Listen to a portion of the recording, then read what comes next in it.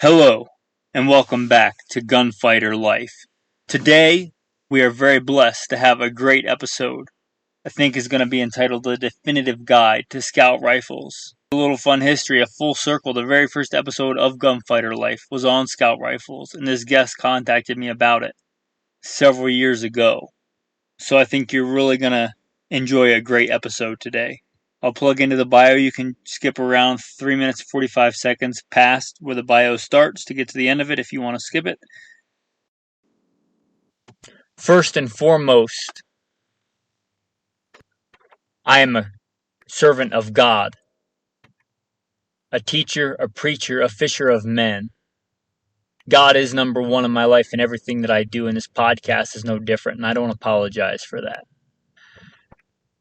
A little bit about me in the background. I grew up, I guess what you would consider a heathen. Didn't grow up a Christian, but I grew up in the southeastern United States, what most would consider very poor.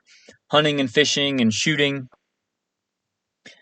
Joined the Marine Corps at 17, did a couple of combat tours in Iraq. After my combat tours in Iraq, I was an urban warfare instructor for the United States Marine Corps under Mojave Viper. I also served in law enforcement for several years in L.A.P.D. I worked patrol assignments and more specialized assignments, where by God's grace, He got me through some nasty places in this world of war zones and some of the nastiest streets in the country. Not because I am better, because God chose to have mercy on me and had a purpose for me, and I'm thankful for that. After my time in law enforcement, I was a private contractor for federal government, for a 3-letter government agency I won't specify, doing private contracting work. I'm very much involved in guns and gunfighting. I also served in the U.S. Army, both full-time and part-time National Guard. I should say my primary MOS is in both branches of the military or infantry, as of one sort or another. Specialized infantry in the Marine Corps and an MOS that no longer exists. I started competition shooting even before I joined the Marine Corps at 17. I won my first gold medal even before I joined the Marine Corps at 17. I've been blessed by God with the talents He's given me to win more shooting competitions than I can remember. I've won most of my competitions in rifle and pistol, but I've also competed in archery and shotgun and even muzzleloader, knife throwing, hatchet throwing. I've competed in all that. I've also been a professional big game hunter and guide. Like I said, I grew up hunting and fishing and shooting. I've done it to put meat on the table because I like to put food on the table with the talents God's given me. I don't apologize for that. I've done it as a professional hunter and guide. I've slain all manner of beast and guided for all manner of beast. Bear and wolf and elk and deer, mule deer, whitetail deer. I've slain ram and fallow deer and countless animals, and I don't apologize for that either. F.B.I. certified firearms instructor, N.R.A, and a bunch of other 3-letter government agency certifications. Blessed be the Lord my rock, who trains my hands for war and my fingers for battle, Psalm 144. I've been blessed to be the commander of a tactical team, an S.R.T special response team in a large metropolitan area, where our primary job was to stop active shooters. But again, first and foremost, I'm a servant of God, called by God to share the good news, a teacher, a preacher, a fisher of men. All right, so it's my pleasure to introduce today Steve Clifford.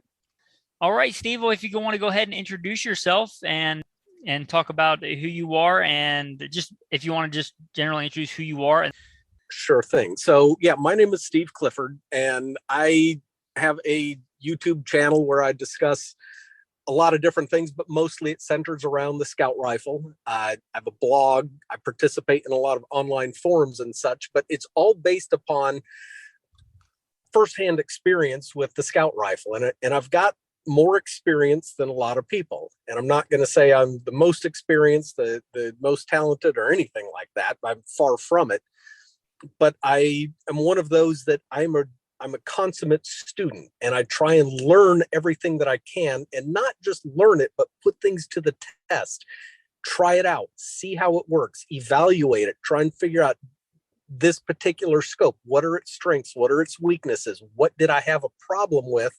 And how can I fix that? So I am a consummate student, and I started all of this back when I was in college. In 1990, I read To Ride, Shoot Straight, and Speak the Truth from Jeff Cooper, and it changed my life in a lot of different ways, but it really helped me form what I thought would be a good idea in terms of hunting. I didn't grow up in a hunting tradition. I grew up with parents that instilled in me a lot of thoughts about freedom and liberty and rugged individualism, but not hunting. And so when I moved to Virginia in 1991, I wanted to hunt. And Cooper's writings really helped me form what I thought made sense. I couldn't afford a scout rifle in the beginning, but I eventually had a scout rifle built. And then I bought a Steyr, and then another Steyr, and another Steyr, and have modified Steyrs. And I started trying to figure out, how much time have I spent in the field? And it's a lot. And I've probably taken, upwards of 100 to 120 deer, and then various other creatures. Not all of them with a scout-shaped object, some of them with a muzzleloader, but a healthy portion of them with a rifle. And my type of hunting isn't just sitting in a tree stand, because honestly, I get bored. Yeah, I'm with you there. That's how I grew up hunting, and I'm with you there. I'm a spot and stalk and a still hunter for sure. Sitting in a tree stand is not. Sometimes I will do it because I know it's the best way to get that deer, but it's not by far my favorite, not at all. No, I get bored, and so I'll start skulking around the field edges and pastures and little wood lots, and I end up pretty successful like that. But that style of hunting is really well suited to a fast handling rifle with a proper sling and a low power scope. It works out really well. Agreed. Yeah, I guess let me jump in a quick second. Let me tell you how I kind of hunt. And so I mentioned in the bio, I'm a professional big game hunter and guide. Not right now. That's not my main full-time job, but it has been before. Mm-hmm. I grew up hunting. I've hunted a lot of different ways, but my main go-to way is, I think, similar to yours. And I hunt with very light, handy mountain rifles, generally Kimbers, and based on the pre-64 Winchester action. Yep. And I do a very low power scope, what most people consider way too low for deer hunting. I mean, like a 1:4, a 1.5:5. And it's not a scout scope, but that's generally how I hunt, with a sling, obviously, for the same reasons. That's how I hunt. So pretty similar, if not a scout rifle. Absolutely. Do you want to mention your blogs and your YouTube channel, which I am subscribed to and I do watch, but I thought maybe you'd mention that, so sometimes people listen and they actually have time to go and check stuff out. So maybe they want to check that out while they listen. Well, the blog is it's a Google blog, and I don't even, it's Blogspot. I think if you just search Cliffy109, that's CLIFFY109, you'll find it. And then on YouTube, just look Steve Clifford Scout Rifle, or if you put in Rhodesian Sling or Ching Sling or Steyr Scout, you'll stumble across me there. Okay, and I can put a link in the show notes to your channel as well. And a word of warning about the videos. I like to think that the content is pretty good, and people tend to like the content. My I don't have video editing gear, so it's a one take. The audio's a little rough. It's not fancy. The production quality isn't great, but I like to think that the content is pretty decent. Yeah, so similar with your YouTube channel and my podcast. Like I said, I don't think anybody listens for the audio quality. Well, yeah, I get that. So, but then the other thing that I would mention, fair number of training classes. I took one from the Steyr Academy. They used to have a scout rifle class. It was a 2-day class down in Alabama, and the instructors for that were Mario Marchman from Gunsight and Richard Mann, who literally wrote the book on scout rifles. He's a man that was given access to all of Cooper's personal writings, and he dug through all of that and put together what's called the Scout Rifle Study. So no man knows more about the Scout rifles than Richard Mann does. And I got to take a class from him, which was really fun. That is great. I'll be honest, I didn't know that book existed. I may have to check that out. Oh, you'd love it. He does mention the Rhodesian Ridgeback in it. You'd love it. Oh, but, yeah, I got mine's napping right a few feet from me right now. So, yep. So, and then what other training classes, sir? So twice I have taken Randy Kane's practical rifle class, and Randy Kane was one of Jeff Cooper's instructors back in the day. He has a 3-day class. He usually offers it down in Florida, and it is phenomenal. He will teach you to run a hunting rifle like you wouldn't believe. He will teach you to fight with a deer gun. You'll learn, the fundamentals plus weapon manipulation. Like, it's one of those things, you don't know what you don't know. And you take his class and you're like, oh my goodness, I didn't realize I could do that with a bolt gun.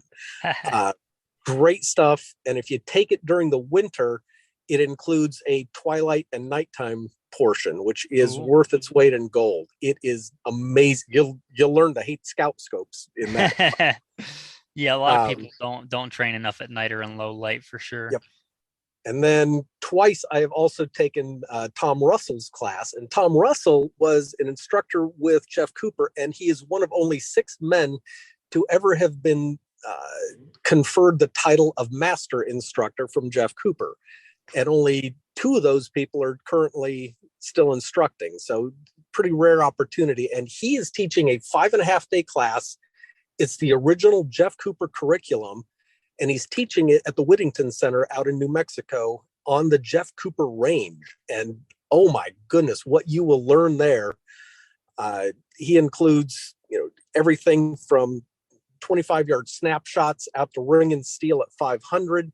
Oh, wow. You'll do some competitive drills against the other students. There is twice you'll get to do what's called a rifle walk, where you're walking through this little sendero, and there'll be targets anywhere from 10 feet out to a couple hundred yards, and you've got to find them and engage them. It is just an amazing class, and I've done that one twice. So in addition to the formal, and by the way, both times I took it, I did earn my expert ticket from him, which I'm fairly proud of. Awesome. And then I live on a farm now, and on the farm I've got the ability to put up a kind of a woods walk range where I've got steel targets through the woods anywhere from 50 out to about 190 yards, where it's all improvised shooting positions. There's no shooting benches. You're using trees and stumps and roots and everything else. That's great. To really get field experience out of these things. So that's kind of my training resume, I guess. That's great, sir. That's very thorough. So most of it has been gun sight affiliated. Is that correct? In some way or another? Well, yes, but I have never been to gun sight. I haven't taken a class there. I would love to, but haven't had the money or the time to be able to do that one. I get you. I live pretty close there too. And I was also, when I was in Vegas, I was a front sight shooting instructor, which I don't generally mention in the bio, but that's like the other big rival. That's the other big school. I would love to go to gun sight because I also have read at least parts of that book of Jeff Cooper. And I really like a lot of the stuff that he did. And I think it would be awesome to take a class at gun sight. Again, if I got the time and the money, I think that would be fantastic. Well, maybe you and I'll do a scout rifle class out there someday. I would have to get a scout rifle first. Well, that's the cool thing. You don't have to. And that's the one of the misconceptions, especially like with Randy Kane's class. Randy Kane isn't so much a big fan of the scout rifle. To him, a Model 70 Winchester with a hinged floor plate magazine and a 1.5 to 6 power scope and a Rhodesian sling, you show up to his class with that, that's all you need. And frankly, if you showed up to gun sight with a Kimber with a similar type of scope, you could run that. You could absolutely run that and do well. So that you don't have to go the full bore scout rifle to take full advantage of it. Gotcha. That's awesome. Okay, so let's roll into I guess I have it pulled up, but if you wanted to, you probably know my memory. Do you want to kind of give a whatever you want to do first, like a philosophy of the scout rifle, and then maybe just the bullet points, like a scout rifle is 6.6 Sure. pounds, you know, Yep. etc. So yeah, what is a scout rifle? That's the big question, and that's kind of a hard question to answer because variety of things. But what Jeff Cooper developed was a general purpose rifle. He was looking to make the ultimate general purpose, and he pointed out that it's very easy to specialize. If you want to make a varmint gun, you can make a varmint gun. You want to do a combat rifle, you can make a combat rifle. You want to make a a woods gun, make a woods gun. Specializing is easy. Generalizing is not. So he wanted to figure out his best solution for a true general purpose rifle. It's you don't know what you're going to encounter. You don't know what or where or how you're going to encounter it, but you know that you're going to need a rifle. That's the only thing you know is you need a rifle. So he set out to develop that. And that means that, the scout rifle is his solution to a general purpose rifle. That doesn't mean his is the only solution to a general purpose rifle. You can come up with your ideas for a general purpose rifle, and if it makes sense, do it. If you build off of what the foundation that Cooper laid, do that. It might not at the end of it be a scout rifle, but it could be one heck of a general purpose rifle. And so that's where I think a lot of people get wrapped around the axle, or they say, well, this is a scout rifle. Well, no, it's not. It's a great rifle.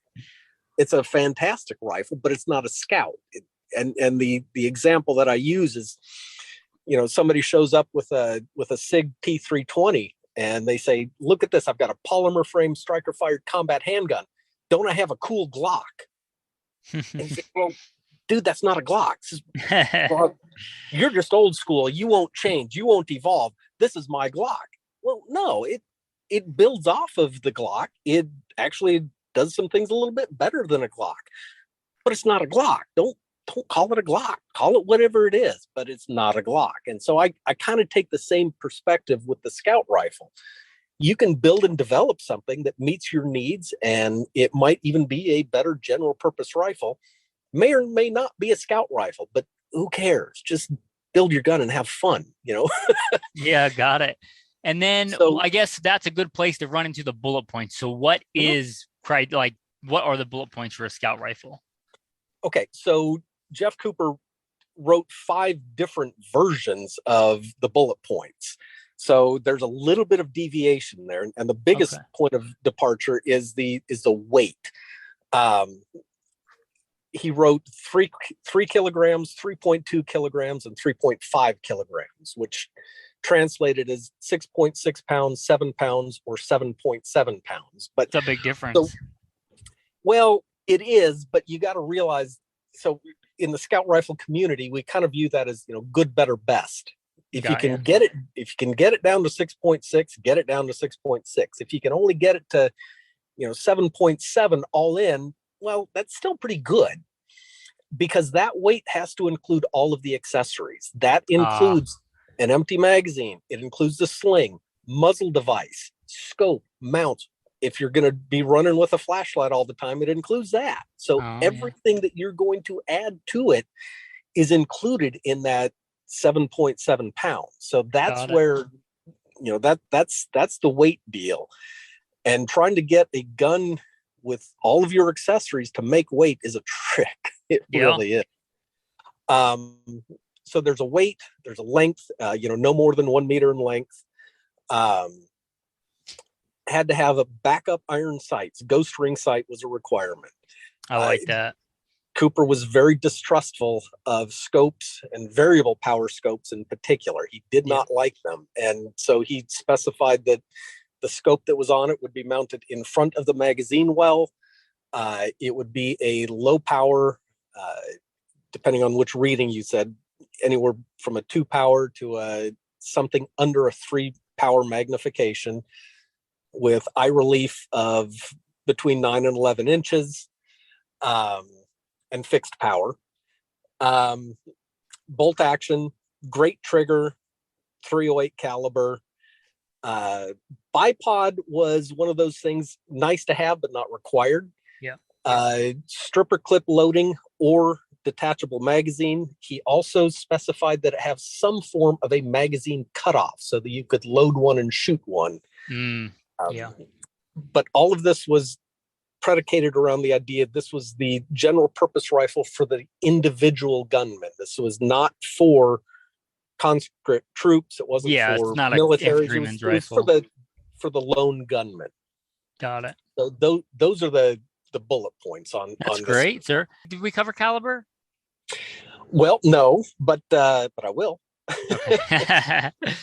So yeah, he specified 308, but he had a couple of caveats built into that, and some of the caveats that he built in actually contradicted each other. So at one point, and he was very clear about this, is that it was not only a 308, but a 308 that could throw a 150 grain bullet to 2,700 feet per second. He considered that to be the baseline. It had to be able to do that, which if you look at it, that means that you have to have at least an 18.5 to 19-inch barrel. If you go shorter than that, you're not going to do that.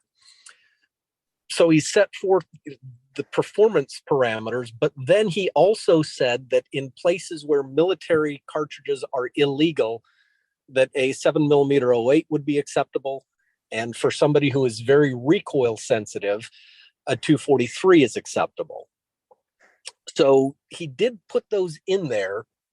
He wanted to make sure, and he specified 308 because he knew that that was a caliber that you could pick up anywhere. If you were in Africa, if you were in Montana, if you were in Canada or Alaska, and you walked into a hardware store, they've got 308. They might not have 243. They probably won't have 7mm 08.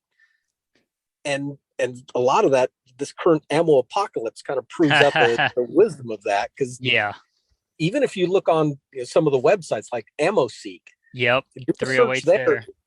308's there in large quantities for cheap. 6.5 Creedmoor, it's there, but it ain't cheap. And trying to get enough to train with, no. It's funny you say that. We're still in the ammo apocalypse. When I was a professional hunter and guide, and my favorite, I've done a whole episode called the Guides Rifle, and it was a go-to 6.5 Creedmoor. And I switched. I bought an almost identical rifle with a detachable magazine because I wanted that feature, but I got it in 308 just for that reason, because I already had a bunch of ammo for 308 because it's a crossover military caliber for my tactical rifle. And because, like you said, even now, that's one of the few calibers I can go on AmmoSeek, and I can get 150 grain, probably 168 grain. I haven't checked this, but I could probably get 180 grain, and I could get it, and it's available. I could get it right now. I could have it shipped to my door in a couple of days. Exactly. So that's, and again, the wisdom of Cooper's wisdom on that really made a lot of sense. So should be a 308, but he had some wiggle room built into that. Oh, gotcha. And he did not, as I recall, he did not specify bolt action, although we almost exclusively think of scout rifles today as bolt actions. Well, yeah, he did specify bolt action, but again, this was one of the weird little things. He said he's not opposed to a semi-automatic, but nobody made one that would meet all the other criteria. Yeah, gotcha. And this is actually a point of contention in the scout rifle community, because Richard Mann, when he wrote his book, he said, yeah, he did say that. However, he also wanted to make sure that this was a general purpose rifle. And by general purpose means that you can use it in Kentucky and Wyoming and Arizona, but you can also use it in California. You can use it in New York State. You can use it in Canada. Can you use an AR-10 in those places? Yeah, that's true. I would argue that shouldn't. I would argue that you should be able to, but you're right. The fact is that you can't. Right. Can you cross state lines? Can you cross international lines with it? And it's he hunted Africa so much that Africa is really the one place that he always looked to say, all right, can I use it there? If I can't use it there, then it's not general purpose. But you know what? In the scout rifle community, the semi-auto question is an open question. There's a couple of guys who have built using AR-10s. They have made some very lightweight rifles. And I think that you can make. I think that you certainly could if you set out as that being your goal and weight criteria with like carbon fiber free float tubes and a super light like A1 buttstock. I think that you certainly could achieve that weight goal for sure, and the accuracy and a very good accuracy goal with an AR-10. Yep. Yeah. So there's guys who've done it. They get very defensive when somebody says, well, that can't be a scout rifle. And they've got a point. I mean, Cooper did say he was open to it. So although now, what about lever actions? I guess the only other one would be like a pump action, which are super uncommon. The 760 is the only one I know. But what about lever actions? What about like a Henry Long Ranger or a Browning BLR? I think both of those would make excellent platforms for scouts. They both need a little bit of work to get their weight down, and they need some work on scope mounting. But yeah, BLR is a little bit irritating because apparently you can't disassemble that thing without sending it off to a gunsmith to get it put back together for you. Yeah, if you've ever disassembled a lever action, trust me, you want to send it to a gunsmith. Yeah, so you got a little bit of issue there, but you're right. You're dead on. I think, and Cooper liked lever actions. He wrote about it in an article called "The Carbine Compromise," which I think, if I remember correctly, he wrote that in 1966, and he talked very fondly about the fast action, fast handling, the fact that you could top it off without unloading it, without removing a magazine, without opening the chamber. You can top them off. Yeah. So yeah, he spoke very fondly of the Winchester 94. They're a great gun, yeah. And I think 30-30, while it's not a 308 with a good loading, especially today with the Spitzer bullets that you can load with the soft tips, you can get to a 243 level for sure. Maybe not out of 500 yards, but at 300 yards, you probably could do all right. Yep. And then not to get too in the weeds, but Browning does make the BLR in a lightweight. I forget what they call it. They may just call it the lightweight, but they make one in 243 and I think 308 that's pretty light. I've looked at getting it just for that reason. Because I'm, like I said, a spot and stock hunter. I like to walk a lot. So yeah, but they do. But not to get too in the weeds, we'll get off of that though. We talked about semi-autos, and then so I think a lot of people listening to this that know about the Scout will know about the companies. And you may have known of more than this, but I jotted it down. The Steyr, which you mentioned, which would probably be the preeminent one. The Steyr, the Ruger, and the Savage. And Mossberg, yes. And Mossberg. Is the Mossberg MVP a Scout, or do they make a Scout? They call it a Scout. Oh, okay. Does it have a forward-mounted scope? It does. Oh, okay. So it is a Scout. Okay. Yep. It's heavy. And there's some weird issues with the Mossberg in terms of how the action is joined to the stock. If you put too much torque on the thing, it's going to break the stock, and it doesn't have a real solid bedding block down there. But got it. It's decent. It has the one appeal in that, if I remember correctly, I think that one uses M14 or AR-10 mags. And that's pretty cool. I have a very strong preference for double stacked magazines. I hate AICS magazines. Everybody else seems to be so crazy about them. The long range community, everybody else thinks I'm wrong. Fine, I'm wrong, but geez, I hate those things. I find them cumbersome, clunky. Whenever I'm in a class with people that have them, I watch them fail constantly to insert them properly. They are fumbling with it. It takes way too long, and you can't top them off through the ejection port. Yeah. You've got to drop them out. People say, well, then just do a tack load, put in a fresh mag. Carry too, yeah. Well, yeah, but if you're hunting, that makes a lot of noise. I'd rather just stuff in. If I've only shot 2 rounds, I'd rather open up the action and stuff in 2 more. Yeah. But that's okay. Everybody says I'm wrong on that. Let's do the Ruger versus the Steyr. That'd be my big question, because if I was looking at getting a Scout, those would be the two that I would look at: the Ruger versus the Steyr. For Steyer's obviously been around a lot longer, but what do you think about the Ruger versus the Steyr? My preference is strongly for the Steyr for a few reasons, but the Ruger's not bad. As a matter of fact, if you get a synthetic stock Ruger, I would, if you know what you're doing and you're comfortable with that magazine, that's a pretty good setup. I don't like the magazine, but if it weren't for the magazine, That's a really nice rifle, and Okay. it's a controlled round feed, which means that it's a very That's robust system that would be for my main selling traction. point. That would be my main Yep. selling point, tipping me to that because I like Steyr. They make a lot Mhm. of good stuff. They make quality stuff, but I like controlled round feed from my years in hunting. Controlled round feed to be as nice. I like that, especially Well, if something or someone is trying to kill me. I like that. yeah, I you should read the scout rifle study. Okay, That discussion is brought up a lot, I and bet. Richard Mann quotes a lot of African hunters in talking about why that actually isn't quite the big deal that everybody thinks it is. But the some of the advantages to the Steyr, the stock design on the Steyr is one of the most underrated things. That stock, it has a negative drop at the comb, and what that means is under recoil, the comb does not hit you in the cheek. That It nice. Yeah, that's as, nice. as it recoils back, it actually drops away from your face, which means you're not feeling the recoil as much. Mhm. It has the most sublime trigger you will ever try. It Okay. has the lock time on it is next to nothing. You press that trigger and it's just a little click.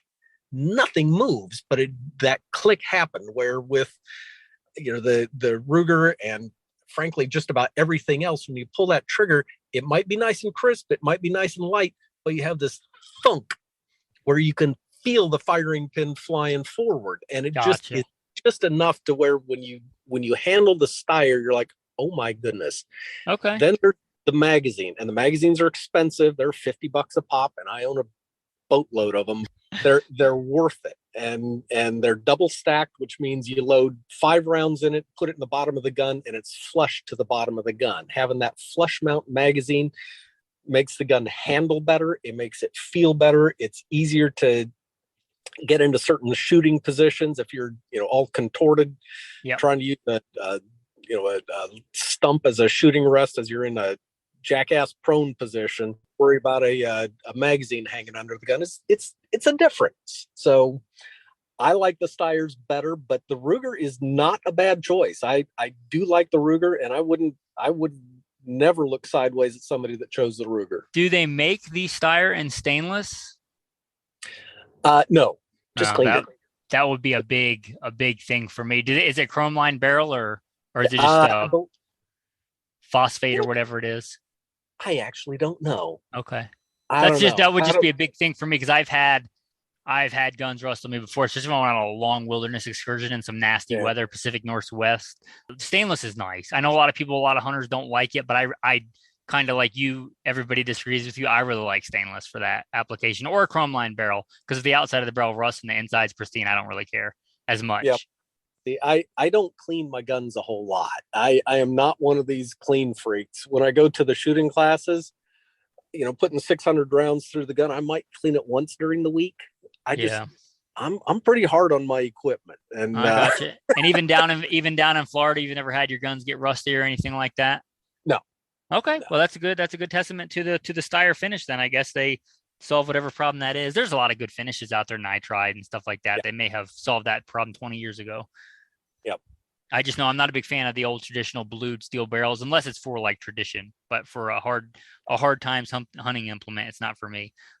I guess the other big advantage to the Steyr is it does, like we talked about, like you talked about, have that single round feed, which I really like that feature for a couple of reasons. I don't know if you ever do this, but especially when I'm hunting out west with a 308, I have in the past have two different loads, like my 130 grain solid copper and screaming fast velocity that I'll use mm-hmm. for most of my hunting. But if I get into like a creek bottom or a riverbed where my longest shot is 50 yards, then I'll throw in a 200 grain, soft pointed lead bullet just because the difference in point of aim, point of impact at 50 yards for those is academic. And that's a much better bullet for punching through stuff and dropping down like a black bear at 30 yards.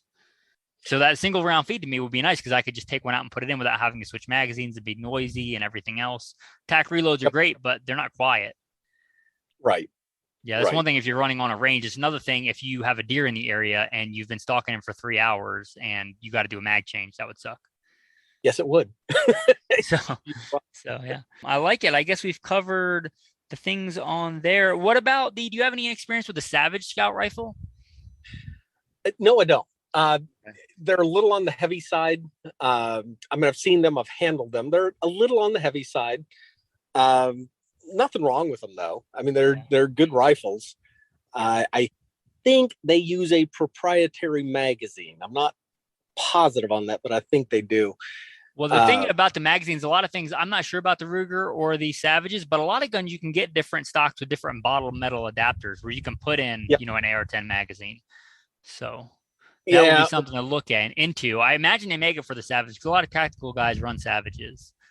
So and although you get a Savage and start replacing stocks for different bottom metals, you may as well have just bought the steyr to begin with. But yeah, that's a good point. But I would imagine you modify your steyr after you get it quite a bit. I modify the heck out of my. Yeah, I figured. Like you're talking about the lock time, but you can just get a super heavy extra, like a super extended firing pin spring for the Remington, or not the Remington, but the Ruger. I imagine they make one that would give you quite a bit of less dwell time, lock time. Yeah, but I don't know. But I did, like I said, it's academic to me because I don't own a Scout rifle. I do know that Savage. I will say about their other rifles, everyone I've ever shot has been ridiculously accurate. And they tend to be cheap. Which if for somebody that it might be better for somebody to get that this year than dream about the steyr for 3 years because they just can't afford it. Absolutely. They get that whatever it is, I don't know, COVID check, and they're like, I got $600. I can get a Savage, but I can't get the steyr. Absolutely. And the one thing I will say, I've handled the Savage Scout, and I don't like those iron sights that are on there. I forget what brand they are, but I've run those even on a 22 and broken them and knocked them off. So I think they're Williams. Yeah, and I don't want to bash Williams sights, but that particular one, like it doesn't have any wings, nothing's protecting it. And I dropped my rifles. It's not uncommon. So I would probably change out the sight on that when I could. Yep. But I guess if you have a Scout scope on it and the Scout scope kind of covers the back of that, so it's not going to get dropped on, maybe it's okay. As long as it's not your primary sighting system. I would trust a variable power scope more than I would trust that iron sight. Just from my experience. But I've broken both, but I think that would be a little bit, especially with today's optics. Right. Yeah, and optics are the other thing that we can go way into the weeds if you want, and that's I don't want to get way into the weeds on them, but if you can discuss what your go-to Scout optic is, I guess before that, let's discuss why the forward mounted optic in the first place, because a lot of people that have grown up in the past, have gotten into shooting in the past 20 years, they look at that as something arcane and discuss that, why the forward mounted scope, why it's a thing, why it was a thing, and then maybe your favorite Scout scope. So that scope was the reason for it, and it still works extremely well in certain situations, and the certain situations are in at a training range. If you have a good idea where the target is, or if you're in a training class like Cooper ran all the time, oh my goodness, they are fast. It takes advantage of a trick of your brain because that scope is so far forward, and the ocular, the rear lens is so small. When you bring the gun up into your field of vision for that snapshot, you're just focused on your target with both eyes. As the gun comes up, both eyes are still looking at the target, but because it's only 2.5 power magnification, your brain is able to process that, accept it, and let you see your whole field of view, but just with this one little magnified section with the crosshairs in it. At the last instant before you press the trigger, you just focus on the crosshairs, press the trigger, and you've got an amazing snapshot. Nice. It works great, and it works great in the field as long as your target is not camouflaged or moving through shadows. If it is, then you learn the weakness of it, is because that scope is so far forward and it is such a small part of your vision, trying to find, minute little target indicators, little details, the flick of an ear, the flat of a back. If that deer is in cover, you can, or concealment, let's say, and concealment can just be shadows. You can't see the stupid thing. And as the sun sets, it gets worse. In that Randy Kane class, the first guys to drop out at dusk are the guys with the scout scopes. Gotcha. Every low power variables are the big thing, and a lot of people are using them. And I switched to a low power variable for quite a while, and I liked it a lot. It solved the issue of twilight and camouflage targets and all that kind of good stuff. But I found it to be in the way. I just didn't like having that ocular lens so close to my face, especially if you're doing a snapshot. You've got a brimmed cap, which most people are wearing, some sort of a hat. Yeah. You've got to get it up underneath the brim of the cap. It irritates me. It gets in the way. Gotcha. And I'm glad you brought that up, because that was one of the questions I was going to bring up at the end, but it's a good place to discuss it now. Is that I like low power variable optics. I like them a lot because, especially a good quality one, you can run it like a red dot when you bring it down to true 1 power, if it is an actual 1 power scope, and you can crank it up if you want, and it's one piece of equipment. And I get why Jeff Cooper distrusts stuff, just like I tend to distrust stuff with batteries. But it's come a long way. It's kind of like the red dots on a pistol. The optics of today are so much more advanced than the optics of even 10 years ago were. So you've run both, and you still prefer the Scout to the LPVO? Well, no. Okay. There's a middle ground there, but unfortunately somebody at Loophole continued this scope. They made what was called the VXR Scout, and that thing had an eye relief of about 6 inches, which is longer than a conventional scope, but considerably shorter than a true Scout scope. It splits the difference. And that was a 1.5 to 5 power with some really good glass. I ran that at the Randy Kane class, and I was able to shoot way past legal shooting light. I was able to see and identify targets. I actually tied for first place in that particular drill because I was able to stay on the line for longer than anybody else. Loophole, did it have an illuminated reticle or no? It did. It was nice. the fire dot reticle, 1.5 to 5. It checked all the boxes. It was perfect. And so of course they discontinued it. They still have what's called the VX Freedom Scout, which is a 1.5 to 4. Still the 6 inches worth of eye relief. The glass isn't as good as the VXR. It does not have an illuminated reticle, but it's pretty good. Yeah. It's pretty good. If I were setting one up today and I didn't have access to this VXR that I do, I would be hard pressed. I would have a tough time deciding between an LPVO and the that intermediate eye relief of the VX Freedom. I would have a tough time deciding. Yeah, I would second the Leopold. Leopold's my go-to optic. Leopold and Trigicon, they're my go-to optics. And especially for something like that, Leopold's hard to beat. And it's American made. So if you can get American made, I always encourage that. If something else is literally better and might save your life, I say do what you got to do. But if you can get American made and it's good, I would recommend it. Yep, same here. So let's see, what have you messed with any of the other ones like the Burris or any of the other options out there? I know there's several companies that make them. Yep, I at one time had a Burris 2 to 7 Scout. I got that thinking that I could solve some of my target resolution issues with more magnification. Yeah, but you give it up on the front end when you got close targets, I would think. Well, yeah, and the light gathering, the quality of the glass, and I'm actually in the minority. Richard Mann loves that scope. Okay. I just found it to be inadequate. I would take an LPVO over that Burris any day, but I have people who very knowledgeable people who disagree with me on that. I have a lot of people that dissent with a lot of my opinions, which is fine. Like I said, there's a certain particular way I hold a handgun that a lot of people are like, that's crazy. But it works for me. And I would never tell somebody that's the way you have to run a handgun. You run it the way that works best for you. You try it. And if you don't like it, throw it away. Just like any training class or anything else. But I get that. Does Steyr actually they don't make optics, do they? No. Okay, so they don't make their own Scout scope. No, for a while you could buy one with the Loophole 2.5 power scout scope already installed on it. Okay. But Leupold also discontinued that scope. So check eBay for those 2 scopes, huh? Right, exactly. Yeah, it's crazy what they did there. I gotcha.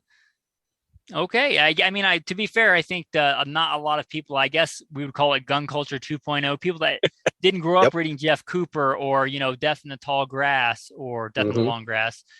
A lot of people didn't grow up like that. And you said a lot of people don't grow up hunting. To them, shooting is Glock 19 and AR-15.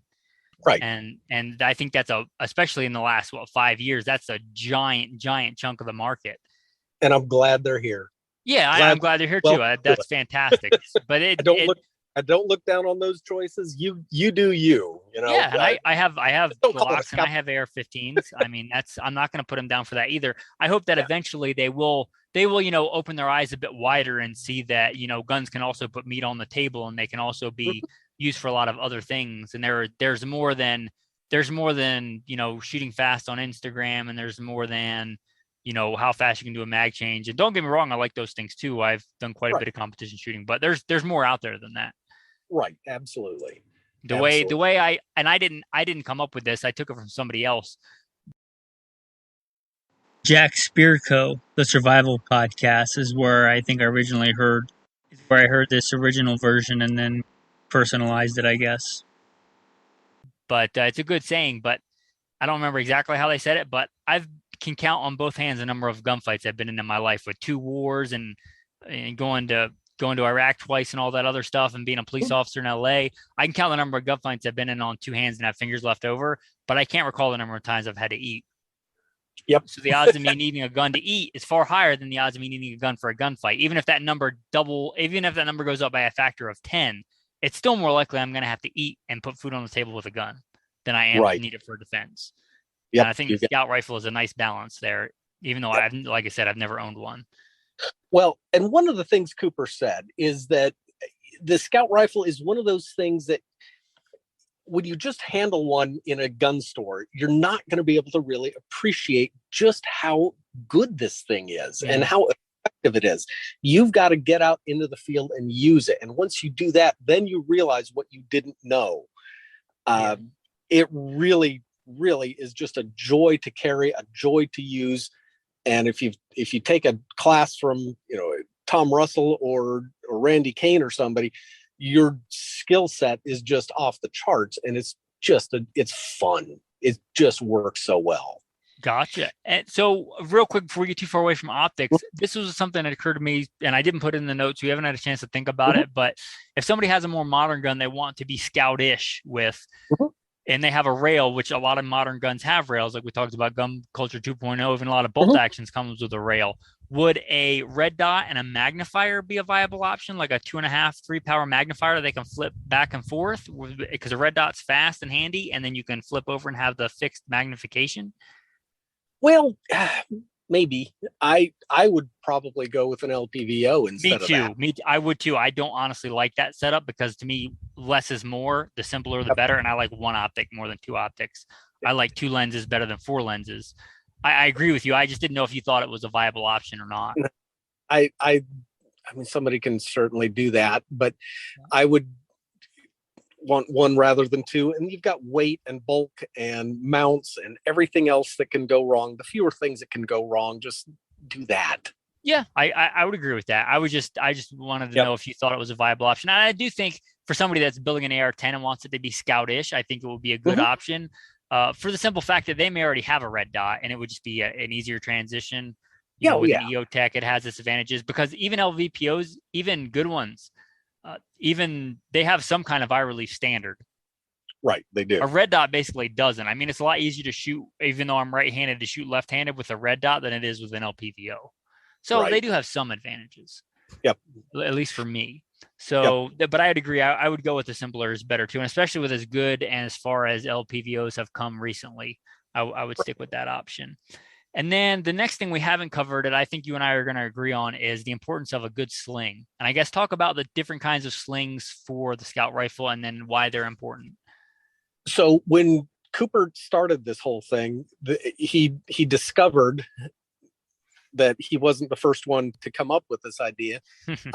called the CW sling. And the CW sling was just basically taking a regular sling and or a carry strap, and instead of it being a carry strap, he moved one of the swivels up to a mid position.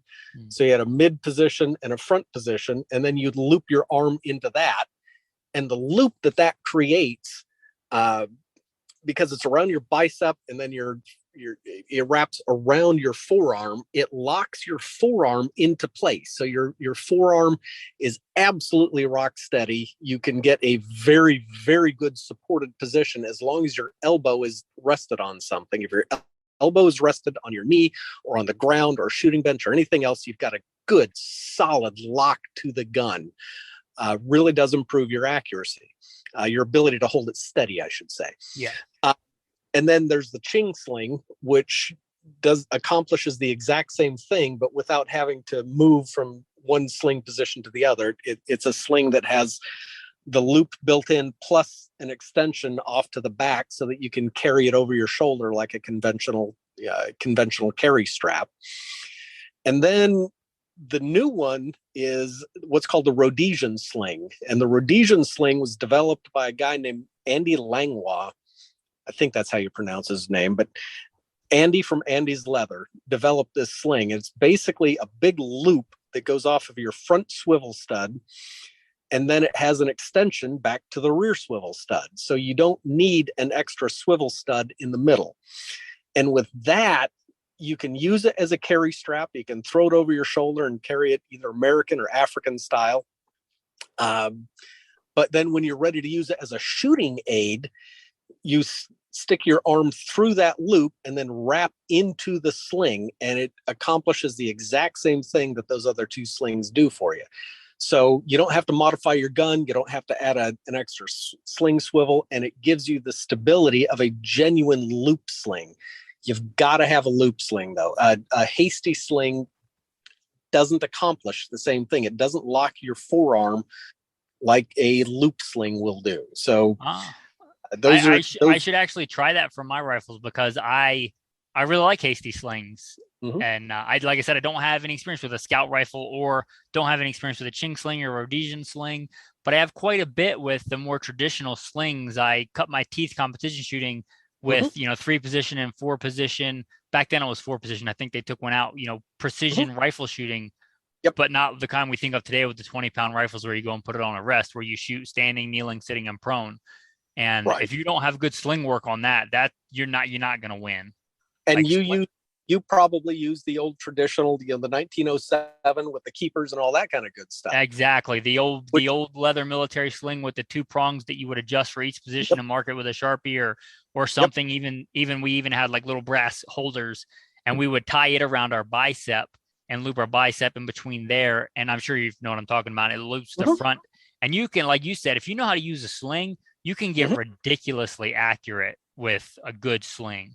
And I think that's something like we talked about Gun Culture 2.0, that they're like, well, I'm just going to shoot targets at 5 yards. I don't need a sling except for a single point sling. And then if I'm going to shoot precision, I'm going to shoot with it off a bipod or a tripod, even, a big camera tripod with a 20-pound rifle. And I think they miss that, especially in hunting or a lot of other situations. It's the in-between where the sling really comes into its own, where I don't have to take a shot right now, but I also don't have 5 minutes to get set up either. I may have, 8 seconds by the time the deer walks between this open position and the other side of the road and he's gone. And for that, a sling is nice, as I'm sure you know. Yes. And so this is where I've actually kind of developed some techniques on this one, but that's why the Ching, the Rhodesian sling, they allow you to have it as a carry strap, but it locks your arm in, maybe not quite to the degree that old military 1907 sling did, but it's close. I gotcha. It locks your arm in much, much better than anything you could ever do without an actual loop. So a loop sling is important. And by the way, Wilderness Tactical makes a nylon version of the Rhodesian. And if I remember correctly, Magpul even has a new sling out that has a similar type of loop arrangement for very, very cheap. But they're all kind of based on that Andy's Leather Andy is the one who came up with this whole Rhodesian thing. But so one of the things that I've done and kind of gotten known for a little bit in the scout rifle community is the idea of carrying the rifle with it already looped up. So I will loop into the sling. I'll get my get the sling up on my bicep, wrap my forearm around it, grab the fore end of the gun where I'm completely looped up into the sling. But then I'll rest the gun on my hip and I'll walk with it resting on my hip like that. Or I was actually going to ask you that. I was going to ask, do you actually walk with your arm in the sling like that? Absolutely. Okay. And what's cool about that is that my forearm at that point is actually not supporting the gun. I can let go of the forearm and use my binoculars and everything else because the weight of the gun is actually both on my hip and on my bicep, because my bicep is what's has the loop around it. That's what's holding the gun in position.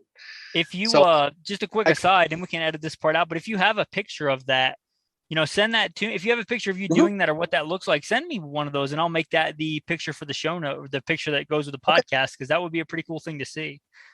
Absolutely. And actually one of the YouTube videos that I did, actually two of them, I've given a pretty extensive demonstration on how that works. And the reason that I do it that way is as I'm skulking around, I might see a deer pop out the edge of a field 130 yards away. I got about 3 seconds. Yeah. And doing an offhand shot, probably not going to work. That's not steady enough. But if I drop to my knee or even drop down to sitting, I can drop down to sitting very, very quickly. I'm already looped up. I'm already as steady as I can possibly be. I don't have to go messing around looping up at that point. I'm already looped. I'm already ready to go. And I can take that shot from a much steadier position because I was hiking around with it looped up. Yeah, I agree. I would just caveat that with, or I just add on to that with, when I was a professional guide, that was one of the most common things I would hear is I just didn't have a shot. And I was thinking, you had a shot. You were just slow. Yep. Like if you knew what you were doing, you could have shot that thing 4 times by now. But you think that you need to get in a prone position with a rest because that's how you always sight in your rifle. And that's not how we hunt. Like when I did it, I almost exclusively spot and stalk hunted or still hunted. And you had the shot, you had a shot, you just weren't fast enough to take advantage of it. And I think that either that sling or any kind of sling work, like we said, in the in betweens makes a difference. If you're sitting in a tree stand in the same spot for 4 hours, and I'm not putting that down if that's how you like to hunt, then the chink sling's probably not for you. Or the Rhodesian sling's probably not for you. Or if you're, doing failure drills at 3 yards, chink sling's probably not for you. But the in between with the actual hunting distances where he might pop up at 50, he might pop up at 150. I don't know. So I think the sling is a really underutilized thing in I guess the last 10 or 20 years. I guess I was blessed that I came up in the competition shooting arena back when a lot of people were still doing that discipline with the sling. And I still use it today. A lot of times I still have one of those old military slings, and I still use, I guess I would use what you call the hasty sling. And I practice, carrying the gun on my shoulder, both muzzle up and muzzle down, and going very quickly from that to a hasty, like spinning it around and getting it into a hasty sling, which can be done pretty quickly. But what you're saying is it's not as stable as a chink sling or a Rhodesian sling. Correct. Got it. That's pretty cool. And I guess one more question, and you may not know the answer to this. Do we know why Jeff Cooper called it a scout rifle?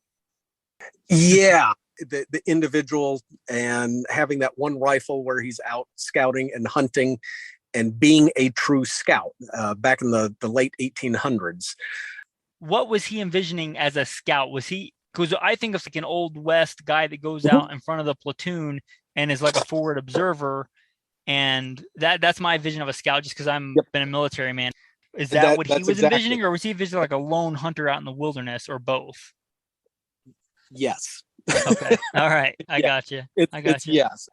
It was the scout. It was the guy that is going out scouting in Indian territory, the guy that is scouting for explorers. He's the guy that is the forward observer. He is not the infantry. He may need a shot, but he might need to move. He might need to pack up and scoot real quick. So volume of fire was never the priority. It was being able to move and shoot when you needed to. but yeah, absolutely. It was that Old West scout. And he also in Africa. They mentioned a lot of African scouting that was accomplished back in the day by explorers for very much the same reason. Yeah, that would be a good rifle for that. And then another question. So let's say that for whatever reason, you have to grab one long gun. Mm-hmm. You have to grab one thing, one gun for you're going and you don't know if you can come back. You don't know for how long. You don't know what you're going to have to do. Is that gun a scout rifle? 100% for me. Yes. Okay. All right.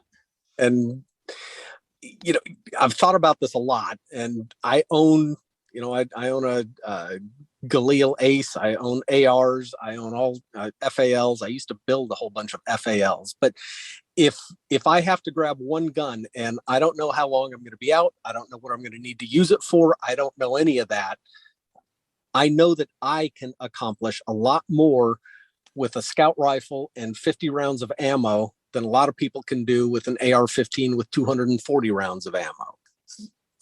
I can be quicker with it. I can move better. I can move easier. I can hit harder. I can do all of that and know that, if I need to take game, I can do it. I don't have to wait for the proper presentation. A 223 will take a deer. Mm-hmm. If it's in ideal conditions with a broadside shot, on a sunny day. Yeah, I agree. I may not have that. And so I want to be able to do it quickly and easily. And I can do that with the scout rifle. Now, my scout rifle, I have modified it. I removed the bipod. I lightened it up. My scout rifle lost about 8 ounces worth of weight. That's quite a bit off an already light rifle. 8 ounces, nothing to sneeze at. Yeah, well, that's what happens when you pull that flimsy little bipod off of a Steyr. But I've also added a suppressor, and I like hunting with a suppressor because it saves my ears. It means that I can hear the bullet impacting a deer, so I know what kind of a hit I just made. I like that. I like that whole package. So that would be my go-to right there. And I got 2 more questions, if you will, just to pontificate on, and you don't have to have an answer, but granted, he talked about the 308, which I think is a fantastic round. And granted, he talked about the 7mm 08, which is also a fantastic round, and the 243. And we know bullet technology, not quite as fast, but has come a long way in the past 10 years. So do you think that 6.5 Creedmoor would have fit his criteria? Oh yeah, I think he would probably love the 6.5 Creedmoor in the place of a 7mm 08. Mm-hmm.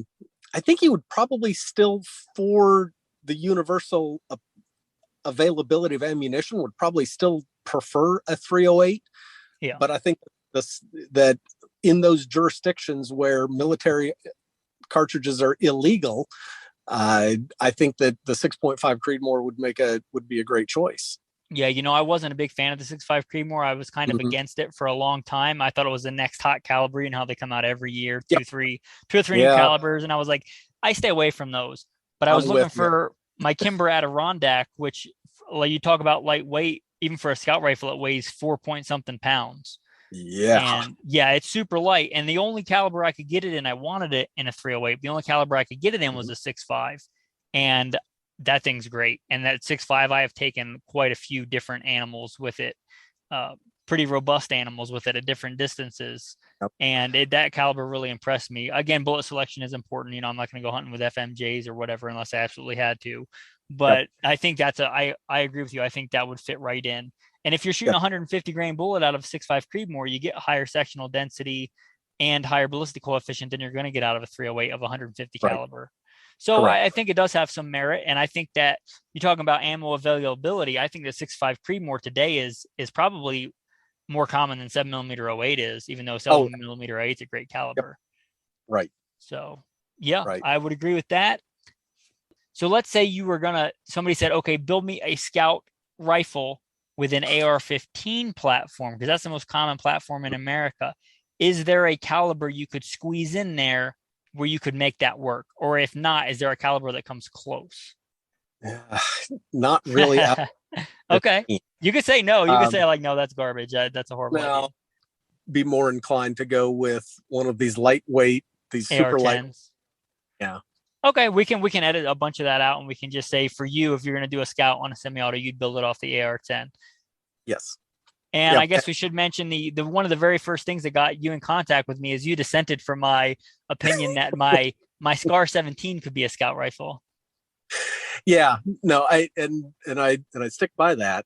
All right, if I take even though I've got an LPVO on it, if I take the rails off and I can get it under 7.7, it's still not a scout.